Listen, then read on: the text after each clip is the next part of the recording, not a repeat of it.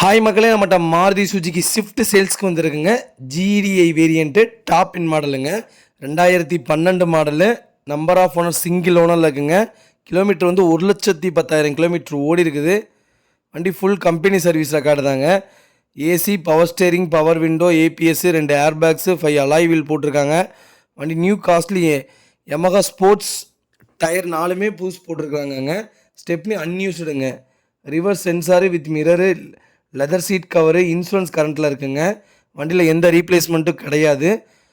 Interior எக்ஸ்டீரியரும் அவ்வளோ தெளிவாக இருக்குது. வண்டி டீசல் வேரியண்ட்டு. நீட் அண்ட் க்ளீனாக வச்சுருக்காங்கங்க.